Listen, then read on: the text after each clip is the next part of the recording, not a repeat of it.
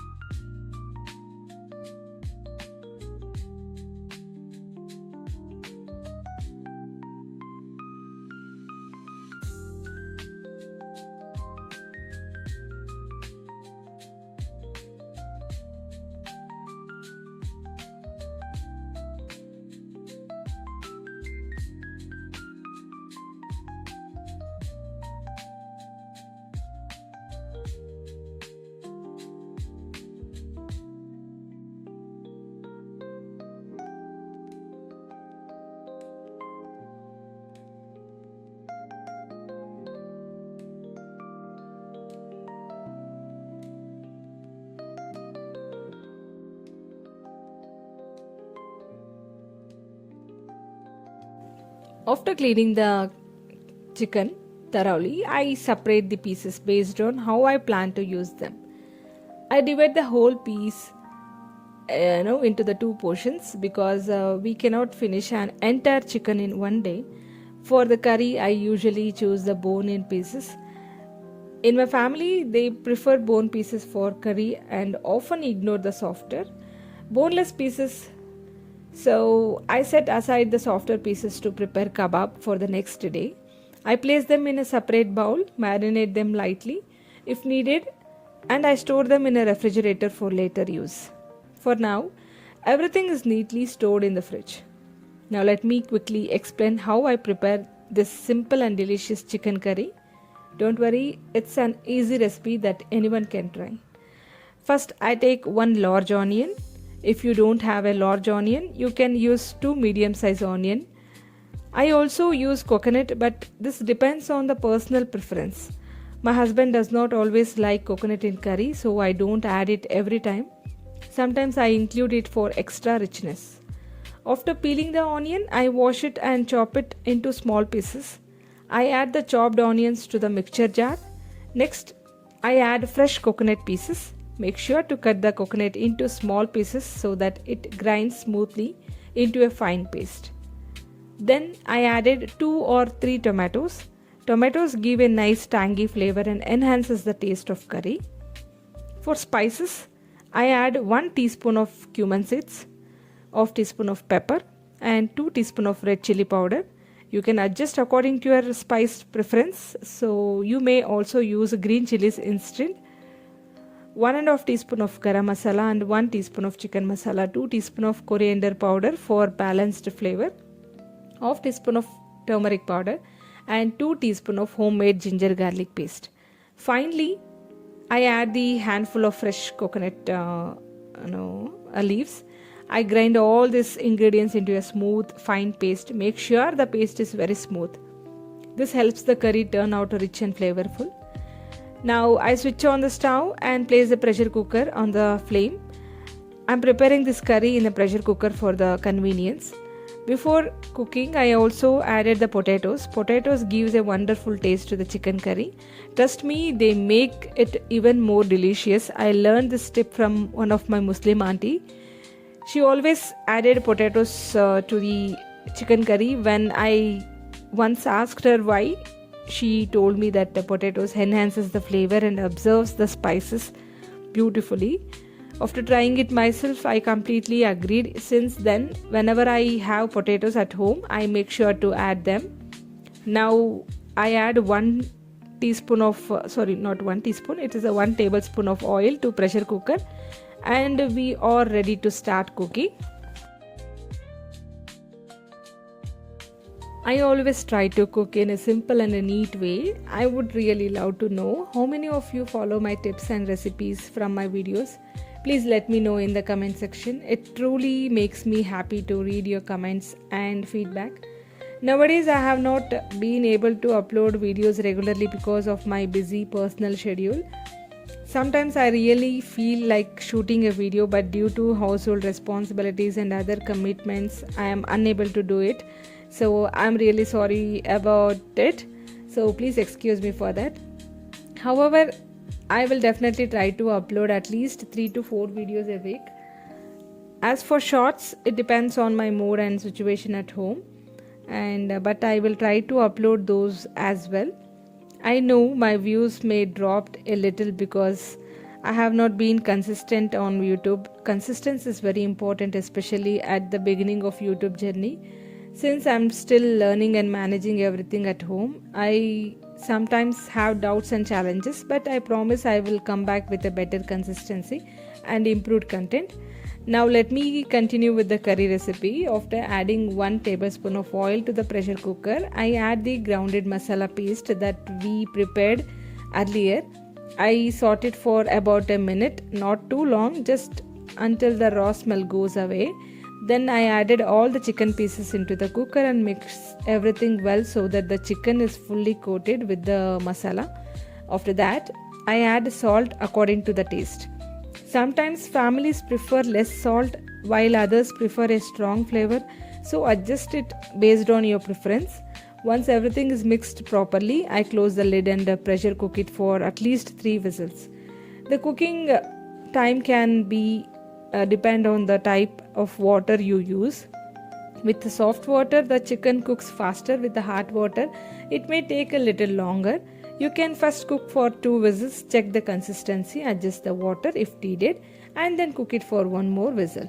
For this meal, I'm making a dosa as a combination. I had already prepared and stored the dosa batter in the refrigerator, so it saves time. This chicken curry will also be used for the lunch along with the rice.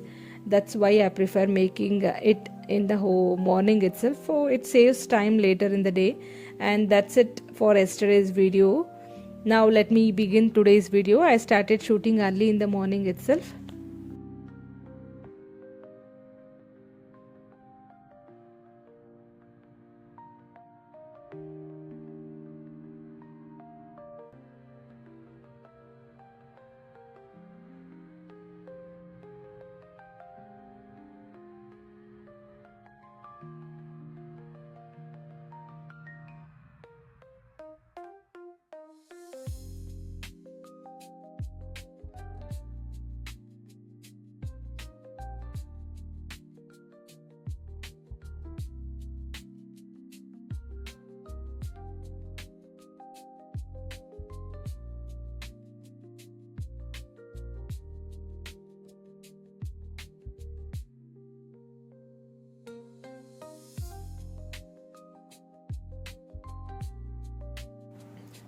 Today's video is in a continuation of my daily routine vlog along with a simple and authentic curry recipe. Since I had very busy schedule in the afternoon, I decided to finish my cooking work in the morning itself. Whenever I know that my day is going to be hectic, I always prefer to plan ahead.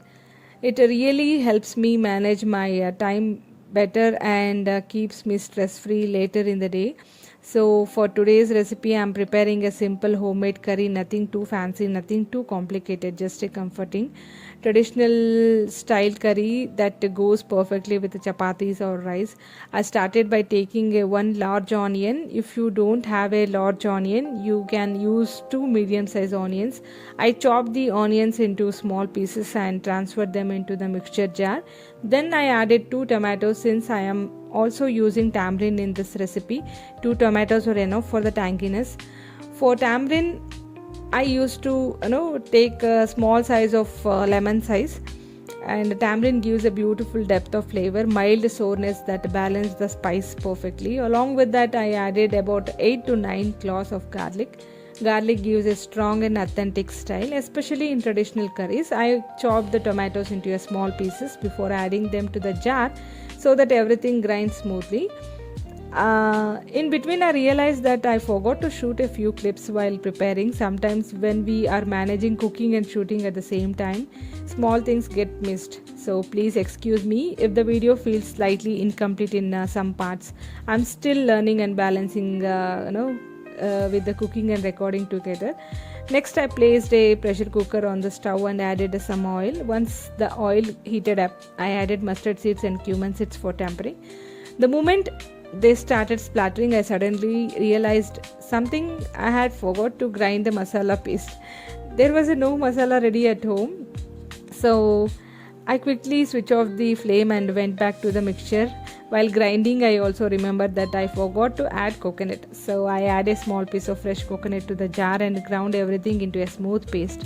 Coconut is optional, you can skip if you don't prefer it, but adding a small piece of enhances the taste and texture with a mild sweetness to the curry. So once the masala paste was ready, I turned to the stove and continued the cooking process. Meanwhile, I washed some potatoes thoroughly. I did not peel the skin because it's not necessary. If you wash them properly and cook them well, the skin becomes soft and blend into the curry. Also, keeping the skin slightly changes the taste in the nice way. I chopped the potatoes into medium sized pieces and kept them aside. Now coming to the spices, I kept it very simple today. I added about 2 to 3 teaspoons of sambar powder. I did not add any extra chili powder because the sambar powder itself contains enough spice.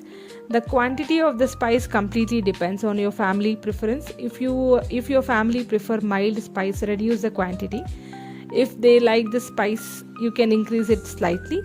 Earlier, my mother used to prepare homemade sambar powder for me, and honestly, nothing can match that taste. But for the past 6 months, she has not been able to make it, so I have been buying it from the store. Currently, I am using Achi chicken masala powder. Now I prefer homemade masala. This works well for now. After adding the ground masala paste into the mixture jar, I sauteed it for a few minutes until the raw smell disappeared. This step is very important. If you don't sort properly, the curry may have a raw smell. Then I added water according to the consistency required, but today accidentally added a little more water than needed. So the curry turned out slightly watery still the taste was good, so it was manageable. Sometimes small mistakes happens in the kitchen and that's perfectly okay. Next, I added the cowpeas along with it, chopped potatoes. You can add the brinjal if you want. I'm not completely sure. So if they are called cowpeas or please make me correct in the comment section if I am wrong. After adding everything, I mixed it well so that the masala coat and cook evenly. Then I close the lid and pressure cook it for 2 whistles. If you prefer softer vegetables, you can cook it for 3 whistles. It also depends on the water quality. Sometimes cooking takes a little longer. For today's combination, I prepared chapati. Luckily, I already had the chapati dough stored in the refrigerator, and so it saved my lot of time. I quickly rolled and cooked soft, fluffy chapatis. For my son's lunch box, I made chapati with a ghee and jaggery. I spread a little ghee on the chapati, added a grated coconut, rolled it nicely, and packed it for him. In the morning, he had chapati along with the milk before going to the school. It was a simple, healthy, and time saving for me. By planning everything in the morning, I was not able to finish all my household chores before 11 a.m. That gave me enough time to sit peacefully and start editing this video. I also recorded the voiceover afterward. I know that lately I have not been consistent with uploading videos. Managing home, kids, cooking, and YouTube together can sometimes feel overwhelming, but I am trying my best. This is just the beginning of my YouTube journey, and I am still learning every day. If you truly enjoy watching my videos, simple recipes and real life routine videos, please support me by subscribing to my channel.